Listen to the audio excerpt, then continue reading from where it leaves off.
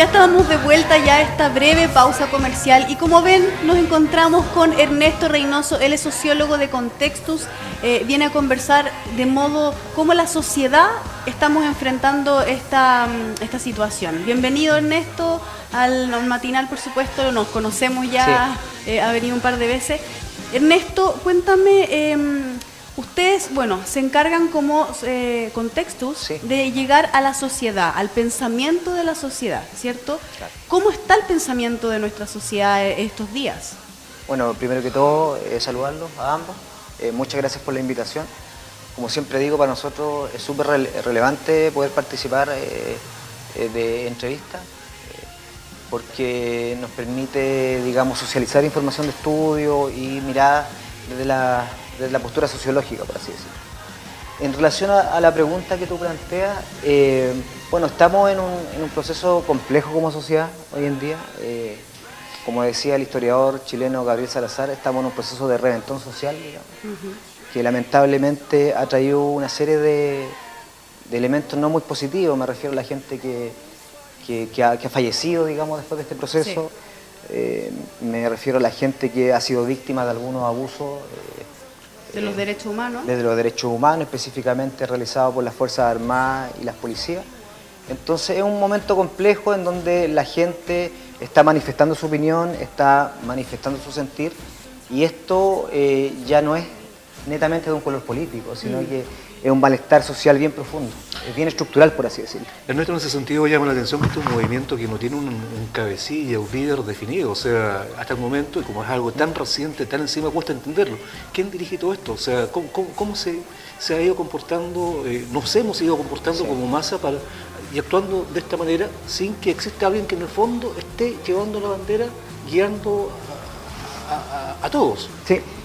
Es que lo que pasa es que finalmente, yo he escuchado desde el gobierno que se manifiesta que hay gente detrás de este movimiento y yo creo que no, digamos. Derechamente creo que es un movimiento netamente ciudadano. Emergió desde el descontento, desde la rabia ciudadana, desde la impotencia frente a una serie de situaciones.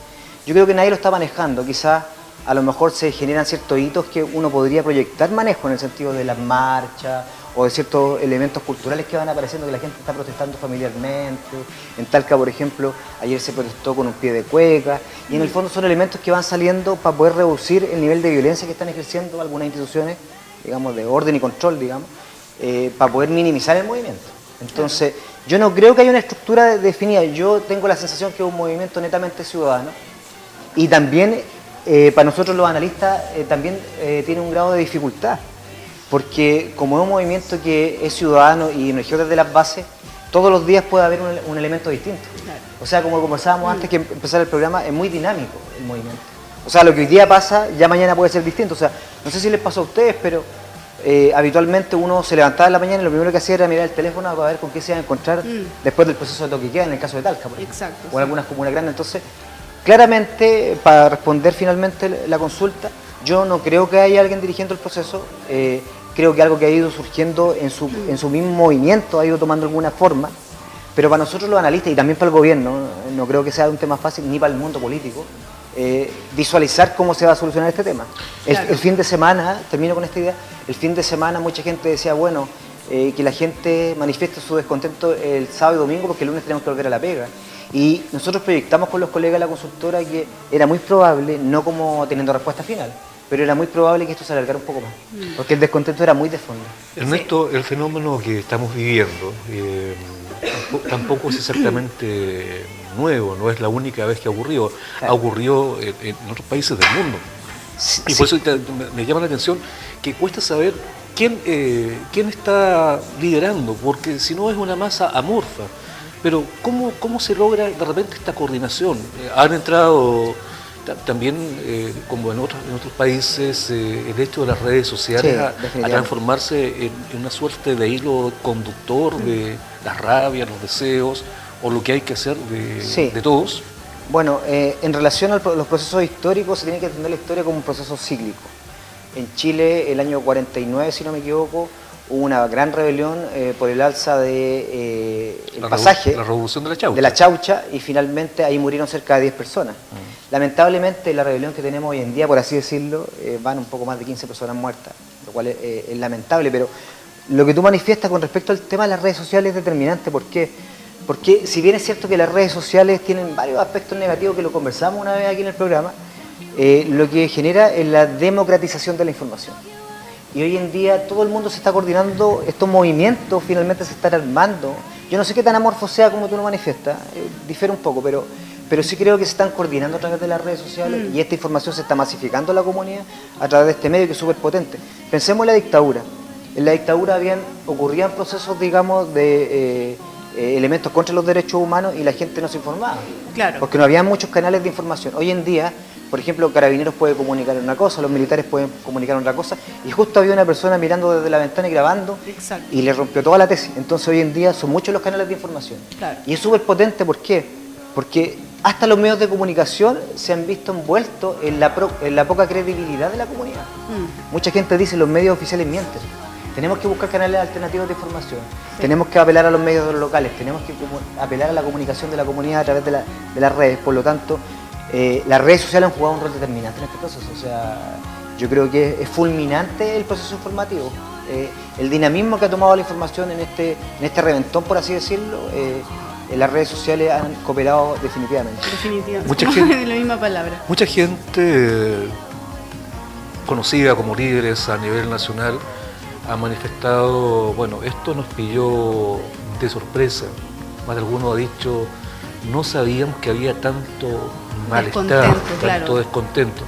¿Qué tanta sorpresa nos tomó? Porque se podía prevenir. ¿Se olfateaba algo que podía ocurrir una manifestación de este porte? O sea, yo quiero ser súper honesto, lo conversé con los colegas ayer, tuve una reunión general, digamos, todo este proceso. Yo creo que ningún analista en Chile previó ese tema. O sea, sería falso decir, en realidad, alguien lo dijo, no, nadie lo dijo. Lo que sí habían elementos. La lógica de mercado finalmente ha permeado la calidad de vida de las personas y ha generado sentimientos de rabia, desigualdad, opresión, segregación, entre otros. ¿Ya? Nosotros en el ámbito local, como constructora Maulina, nosotros pudimos ver, y lo conversamos en un programa que nos invitó Ever con Camila, y vimos, por ejemplo, que en el ámbito local había una alta desafección al mundo político. Nosotros hemos visto en las encuestas de opinión, por ejemplo, que la gente que no se identifica con partidos políticos en el último año de 50 puntos subió a 70 puntos. O sea, en el último año subió 20 puntos. Por eso te mencionaba claro. que de repente cuesta habían ciertos elementos. Encontrar un líder, justamente estaba pensando, entre otros aspectos en ese. Claro, hay pocos elementos, habían ciertos elementos que podían indicar el nivel de descontento actual. El tema de fondo es que también había una concepción que nosotros como chilenos habitualmente no hacíamos nada. Incluso uno podía llevarlo a las redes sociales y había un meme dando vuelta, digamos, que decía, los chilenos cuando nos ataca la AFP y salía un perrito, digamos, súper tranquilo, y los chilenos cuando nos quitan un gol en el fútbol y salía un perro, digamos, descontrolado. O sea, también estaba la concepción de que nosotros habitualmente nos quedábamos callados frente a la injusticia y no hacíamos nada. Este movimiento finalmente viene a romper todo ese paradigma y la gente finalmente sale a la calle porque hay una serie de procedimientos desajustados que se dan. Primero el mercado y segundo el gobierno de turno. Me quiero detener solamente en una idea. Yo creo que hay un bastión de este gobierno que le jugó muy en contra, que tenía que ver con este crecimiento económico que mucha gente del mismo lado ha dicho es difícil que venga y definitivamente no va a llegar. Estos tiempos mejores, por así decirlo. Y la gente en alguna medida siente un grado de insatisfacción con esta propaganda, digamos, que se genera en torno al gobierno por un lado. Y por otro lado, el desajuste de las palabras ministeriales de hartos sectores, por ejemplo, el ministro de Economía, el subsecretario de Salud, en donde hay un desajuste con la comunidad, no se entiende, pareciera que vivieran en un mundo paralelo, digamos, porque si tú lo piensas que sube el pasaje del metro y un ministro dice, bueno, que se levanten más temprano, otro ministro dice, bueno, bajaron las flores, vendan flores. Entonces, una serie de frases desafortunadas, digamos, que están muy alejadas de la realidad y que no tienen que ver con la cotidianidad de las personas. O sea, el sentimiento de rabia frente a una persona que gana 300.000 pesos, frente a una persona que gana 9 millones de pesos y sale con ese discurso a través de los medios de comunicación, finalmente fue acumulando y fue generando esta especie de olla a presión que en algún momento reventó y generó toda esta movilidad que, ojo, parte con un tema estudiantil. Sí, parten los universitarios y los secundarios en el metro de Santiago, parte miércoles o jueves, digamos, bien levemente, y al viernes el tema revienta. Y mucha gente también dice, bueno, estos cabros quieren hacer puro desorden y quieren perder clases. Hay que tener cuidado con eso, porque los chiquillos viven en un contexto desigual. viven viendo a sus padres trabajar todo el día, viven viendo a sus abuelos, digamos, recibiendo pensiones miserables. Entonces, ellos en su cotidianidad están reproduciendo una sensación de rabia que también se arrastra desde su familia en general, digamos. Aparte también ellos de algún modo tienen como esta libertad de poder expresarse, claro, porque son jóvenes, ¿cierto? Es que no tienen la familia, como dice el tema, si no lo hiciste cuando joven, es bien difícil que lo hagas después. Exacto, entonces porque uno después, claro, está condicionado por las deudas y las responsabilidades, pero la juventud del momento, los chiquillos originaron el movimiento y finalmente la ciudadanía se acopla, porque ve claramente que el descontento es general y tiene que ver con la desigualdad, la profunda desigualdad que hay en Chile en este momento. Fíjate que respecto a eso me llama mucho la atención este movimiento, la forma en que nace justamente desde los escolares, que como tú lo mencionas, o sea, yo creo que nadie le tomó el peso a que un grupo de liceanos se saltaran la barrera del metro. Ya, estos cabros están haciendo desorden de nuevo. Pero fíjate que de alguna manera, desde mi modesto punto de vista, me hace pensar que a mucha gente le ocurrió lo que a mí me ocurrió también de manera personal. O sea, yo pensaba que si mi sueldo no me duraba más de 5 o 10 días desde que me lo entregaban, el error era mío, claro, porque yo estaba mal administrando mis recursos y honestamente pensaba, bueno, soy yo el que la embarré y tengo que arreglármela solo, no es algo que le pase al resto, o sea, el resto lo está haciendo bien, soy yo el que estoy mal manejando la situación. De repente a lo mejor esto se convirtió en una especie de hilo conductor. Oye, si a ese le pasa a mí, también me pasa lo mismo. Claro, es que la gente se ve reflejada. O sea, yo le contaba a mi alumno el otro día, los que van a la oficina hacen práctica, digamos, básicamente que el otro día me tocó ir a comprar pan como cualquier ciudadano y tuve que esperar 50 minutos. Oh. Entonces nosotros igual habitualmente, además de las encuestas, yo recojo mucho la opinión de la gente. Tienes que andar escuchando. Y había un grupo de señoras conversando y me dediqué a escucharla.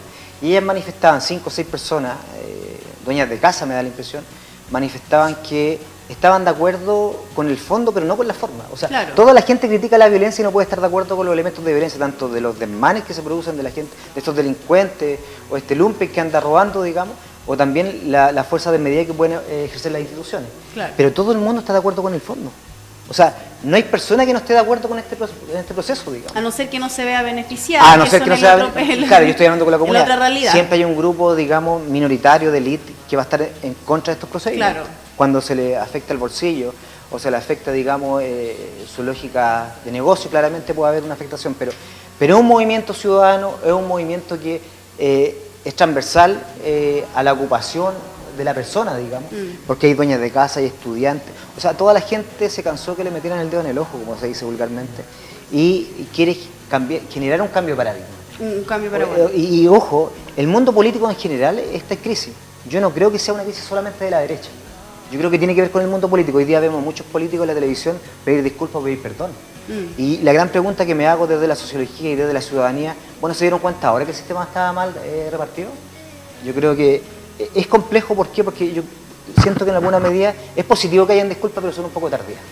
Claro. Y la comunidad también lo siente así, y también la sensación que también me llega es que las medidas que ha puesto el presidente son un esfuerzo no menor, son significativas, pero como no son un agente válido para la comunidad, yo no sé si con las medidas se resuelva esto de fondo. Difícilmente. Me da la impresión que el movimiento va a seguir, no sé si con la misma fuerza, pero yo encuentro que más allá de las medidas que se plantearon antes de ayer, si no me equivoco, es muy probable que esto continúe porque las demandas son más estructurales. Claro, o sea, estamos hablando de, por ejemplo, no creo que, como tú dices, y creo que estamos los tres de acuerdo, y yo creo que todos los que están aquí, no creo que con el 20% que sube el tema de las pensiones se van a quedar conformes, claro, porque es casi una burla. Claro. Pero Ernesto, Contextus se especializa en el estudio de la sociedad, del pensamiento a nivel sociedad, ¿cierto? Sí, nosotros justamente el día de hoy en las últimas noticias sale una encuesta bastante extensa del Ipsos acerca de este mismo tema. Yo quiero preguntarte, ¿cómo como ciudadanía nosotros podemos confiar en los resultados de las encuestas y no pensar que también están manejadas así como los medios de comunicación? Bueno, siempre se ha pensado que las encuestas son instrumentos propagandísticos de algún grupo político o algún grupo de poder económico. Siempre es relevante, yo lo digo en lo más técnico, ver una ficha técnica de una encuesta que permite ver cuándo se aplicó, a través de qué forma, qué nivel de confianza tiene, Claro. la representación, digamos, de los datos. Eso por un lado. Pero en relación a la pregunta que me hiciste anteriormente, tú me dijiste que te generaba un poco de quizás ruido de que... Sí, que justamente había una pregunta aquí, no sé si la puedo mostrar rápidamente, si la van a alcanzar a ver, si no, no importa, la leo. Dice, se justificaba que el presidente decretara el toque de queda en Santiago el sábado 19 por la noche y vemos que mucha gente dice que está no conforme con los toques de queda, pero acá, por ejemplo, sale que el 61% dice que sí. Entonces ahí uno empieza a pensar, ok, si nos vamos dando cuenta con los años que todo esto va siendo manejado de un modo como por debajo, ¿cierto? Que los medios de comunicación a veces muestran solo lo que ellos están, que tienen permiso para mostrar, claro. O que se van por un lado y no por el otro. ¿Cómo nosotros como sociedad creemos también en lo que nos traen como información? Sí, bueno, el dato a mí no me genera tanto ruido porque...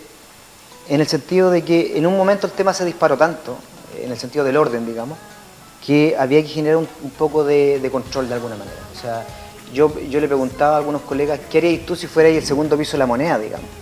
Porque muchos me decían, no, es que finalmente sacar los militares a la calle fue un proceso que se le faltó el respeto al pueblo. Pero también hay que tener claro que el gobierno interior lo que quiere generar es orden por un tema constitucional y de ley, digamos, para toda la comunidad. Entonces de repente cuando tú estás viendo que se están quemando supermercados, están saqueando, claro, de repente no te queda otra. Ahora, yo creo que a lo mejor el 61% está de acuerdo con el toque de queda y los militares a la calle en la medida que vuelva el orden. Yo creo que va por ahí el tema, del orden de funcionamiento, pero no están de acuerdo con los procedimientos que utilizan las Fuerzas Armadas, porque esto tiene es un arma de doble filo. Es bastante peligroso, o sea, de hecho Piñera se convierte en el primer presidente desde la vuelta a la democracia que tiene que ocupar este mecanismo que está en la Constitución. Ahora es entendible que lo hayan ocupado ese día sábado, claro, cuando tienes Santiago corriendo por todos lados, ya había que apagar el incendio de alguna manera. Claro. Ahora, claro, el resultado, pero mantenerlo permanentemente no, es difícil, pero yo creo que tiene que ver como con resguardar el orden del momento, eso sí. Ahora siempre tiene un costo, porque cuando yo saco a la calle un grupo armado, digamos, que está preparado, como dijo el presidente, de muy mala manera para la guerra, es muy probable que se produzca lo sucedido hasta el momento. Claro. O sea, es el doble filo. O sea, genero orden, sí, pero por otro lado corro el riesgo de que muera gente, de que hayan abusos a los derechos humanos, y de que haya abuso de poder. ¿Por qué? Porque con todo el respeto del mundo para las instituciones, pero el carabinero medio y el militar medio bajo no es la persona más preparada ni más criteriosa. Entonces también se genera un peligro, digamos, a la autoridad al tomar esa decisión. O sea, genera orden, pero por otro lado también pueden venir todas estas situaciones irregulares con respecto al tema de los derechos humanos. Hay una dualidad, digamos. ¿Qué tanto los capacitan también para poder enfrentar este tipo de situaciones? Porque los militares, ¿cierto? Ellos tienen mucha capacitación y todo, pero siempre destinados al tema de la guerra, ¿cierto? Claro. Al defender, con armas, pero ¿qué tan capacitados psicológicamente están ellos para enfrentar a la sociedad? Porque las emociones, claro, y la euforia y la adrenalina es propio del humano. Y además, como tú muy bien dices, finalmente toda esta efervescencia la gente lo carga contra ellos. Claro. Ellos son como la primera barrera con la institucionalidad. Sí. Me refiero a Carabineros, porque en las marchas muchas veces cuando se desbordaban, la rabia de la comunidad era hacia Carabineros y hacia las Fuerzas Armadas. Entonces, lamentablemente, cuando tú estás siendo reprimido, en este caso, porque ellos eran minoría, o sea, en Talca pasó que habían 10.000 personas y había un piquete de 150 carabineros. ¿Qué puede hacer un grupo de 150 carabineros contra 10.000 personas? Muy poco, digamos. Excepto tirar lacrimógena, excepto reprimir a través de la fuerza. Pero es un tema muy complejo. Yo creo que, como tú bien dices, es difícil pensar que hay una capacitación psicológica a la hora de estas situaciones, porque ellos también, como seres humanos, pueden reaccionar de mala manera frente a la presión de un grupo que se le viene encima y no saben cómo resolver el tema. Claro. Ernesto, ¿y cómo se ve, tú como sociólogo ves el panorama de Chile frente al extranjero? Hablando de economía, hablando de todo lo que Chile ha avanzado, porque esto ha sido un proceso de años y años, lo hemos conversado incluso en temas tan detallistas como el deporte, por ejemplo, ¿cierto? Hace 10 años el deporte chileno no era el mismo que es hoy en día. ¿Cómo crees tú que esto va a afectar a nivel país en temas de economía, en temas de cómo se ve Chile frente a los otros países? O sea, claramente este descontento social se está saliendo todo el mundo. Y finalmente este oasis que dijo el presidente que éramos Latinoamérica definitivamente era un constructo discursivo, no era verdad, digamos. Ahora claramente... El oasis se secó. Se secó. Ahora claramente esto va a traer perjuicio en alguna medida económico, pero hay que tener altura de mira, porque todo este movimiento ciudadano finalmente va a traer beneficio en el mediano plazo para todos. Claro. O sea, claro, mucha gente en el momento actual se siente perjudicada porque a algunos se les están perdiendo recursos, otros que se manejan en el mundo de los servicios están perdiendo de vender, quizás muchos aspectos. Pero si lo miro en el mediano plazo, este movimiento va a traer mejora en la calidad de vida de todos los ciudadanos y pensando en los que somos padres, nuestros hijos, nuestros nietos, cuando seamos ya adultos, ya que estamos con algunas canitas aquí, los dos, con el compañero acá. Yo le gano, ¿qué? Claro, pero en la práctica, cuando ya tenemos la tercera edad, vamos a tener mejores ingresos, vamos a tener mejores estándares de vida en el ámbito de la salud, la educación. Que recuerden, yo no vengo aquí a hacer propaganda política, pero la expresidenta Bachelet, más allá de la responsabilidad que tengan los expresidentes, que sin duda las tienen, ella quería romper con la desigualdad. Uno de sus ejes centrales, el tema de la educación, la reforma tributaria, entre otros, tenía que ver con la desigualdad. Y mucha gente decía, pero ¿para qué? Si la gente quiere pagar por educación, si estamos acostumbrados por pagar. Lo bueno se paga, dice el chileno medio. Como usted decía, el sueldo no me alcanza y la culpa, yo sentía que la culpa era mía. No, pues, estamos dentro de un modelo social súper desigual, súper injusto, en donde la gente no llega a fin de mes, donde tiene que hacer malabares, digamos, para poder cubrir sus gastos básicos. Y eso se ve más perjudicado aún cuando entra un hijo por primera vez a la universidad y ese sueldo mínimo, con suerte, alcanza para cubrir la necesidad de ese hijo que va por primera vez a la universidad. Entonces, aquí estamos en un tema de fondo, la desigualdad es real, no es un discurso. Tenemos desigualdad en el ámbito de la salud, tenemos desigualdad en el ámbito de la vivienda, en el ámbito de la educación, y este movimiento lo que quiere es transformar toda esa desigualdad y llevar a espacios más igualitarios para la gente que no puede acceder. Por lo tanto, termino la idea. Por lo tanto, la gente que tiene un poco de ansiedad que esto no se termina, yo creo que en la práctica tenemos que poner todo de nuestra parte y mirar con alturas de mira este procedimiento, porque claramente si logramos cosas al respecto, van a ser para el bienestar de toda la sociedad. Ernesto, movimientos sociales de este tipo no son nuevos en Chile. O sea, tú mencionaste la revolución del Chauche, también podemos irnos un poco más atrás, Balmaceda. En fin, no han sido pocos, no han sido pocos los movimientos sociales que han reventado de esta manera. Ahora, el tema desde el punto de vista sociológico, y también como buenos historiadores en la práctica que ustedes son como parte de su formación para entender los fenómenos, ¿cómo se puede ayudar a que este movimiento, que todos entendemos como legítimo, no sea capturado por la delincuencia? Porque vemos, tú decías, yo quiero ver a mi nieto, a mi hijo, todos queremos estar bien, pero no lo queremos ver que esto sea robado, capturado por quienes lo están aprovechando. Sí, a ver, la capacidad de controlar estos grupos minoritarios, que son minoritarios, es complejo, pero, por ejemplo, ayer antes de dormir estaba viendo la televisión que en Plaza Ñuñoa un tipo vestido de skinhead entró a robar o estaba tratando de robar y la gente se le acercó y lo agredió. O sea, la misma gente está minimizando estos actos desvirtuados. Incluso más, por ejemplo, en Santiago hay grupos que se ubican afuera de los supermercados. Hay grupos que se ubican afuera de los supermercados para prevenir los saqueos, digamos. Entonces, claro, ¿hay elementos delincuenciales? Sí, definitivamente. Pero la comunidad no está de acuerdo con ello y está desarrollando una serie de procedimientos para poder combatirlo. Por lo tanto, no creo que en ningún caso este movimiento va a ser tomado por la delincuencia. Yo creo que hay eventos delictuales, sí. Los medios de comunicación estandarizan este elemento delictual, sí. Pero yo creo que la mayoría de la gente, el aspecto ciudadano, en Talca o en la región uno puede ver familias marchando, gente previniendo situaciones de violencia, gente ubicándose afuera de los supermercados. O sea, yo creo que si lo miramos a nivel macro, es más la gente que quiere hacer bien las cosas que la gente que quiere hacer mal las cosas. Sí, definitivamente. Por ese lado hay que estar tranquilo, sí, y seguir trabajando en esa misma lógica.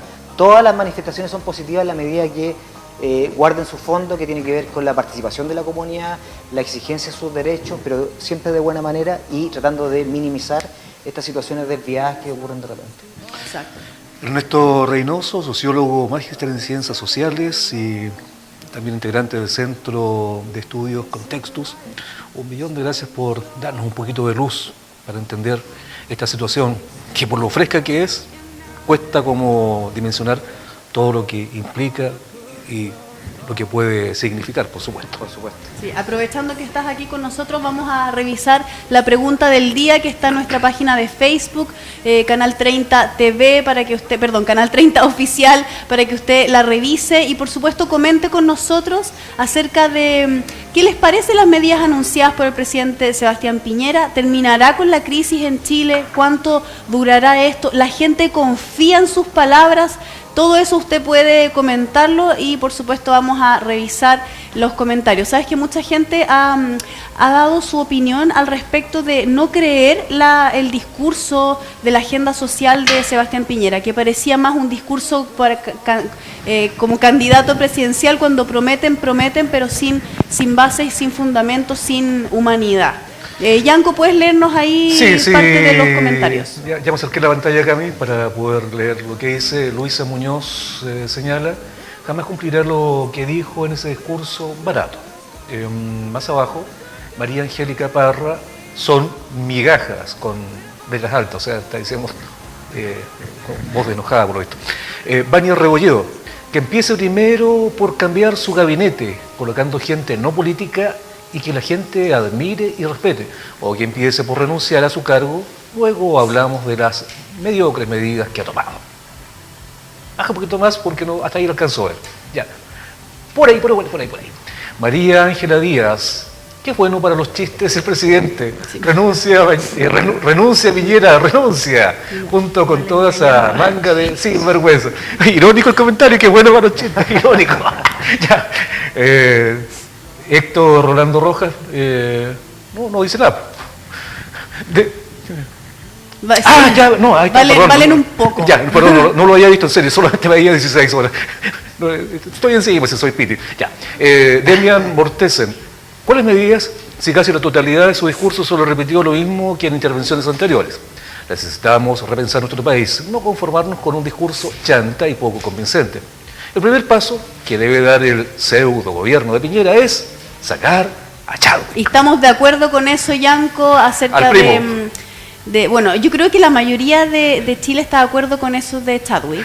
Juan Andrés Lara: es más chanta que se retire. Oye, ahora ya, y el último Yanko ahí es tititit, ahí son un par de puntitos.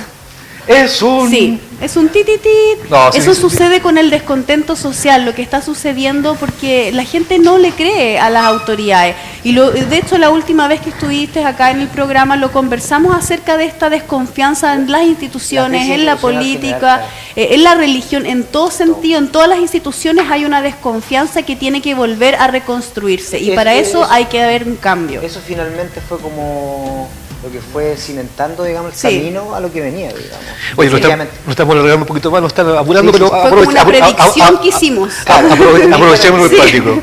Aprovechémonos del pánico un poquito, antes que nos corten, nos digan hasta aquí llegamos.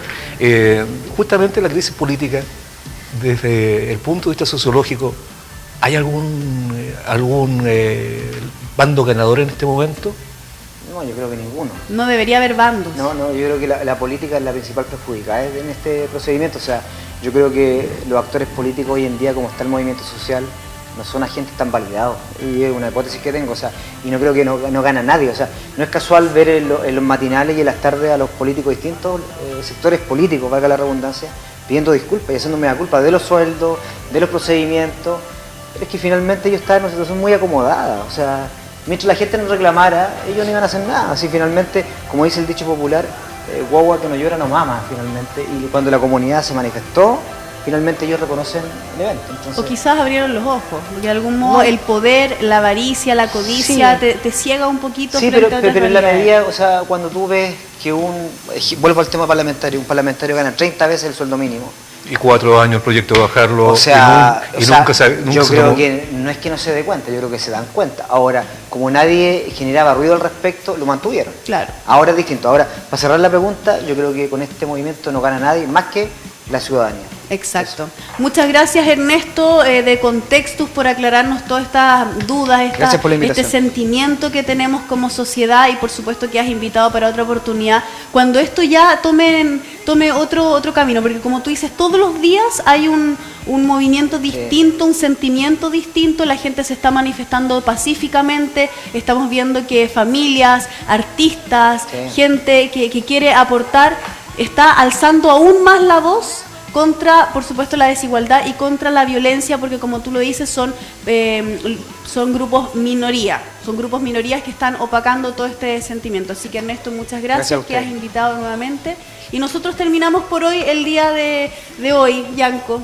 Nos alargamos un poquito, pero que el tema está más que interesante. Sí. Bueno, los dejamos invitados para mañana, último día de la semana mañana, de esta semana importante en nuestro país, así que quédese con nosotros porque mañana tiene mucho más contenido en Más Positivo. Chao, chao. Like the way she sings.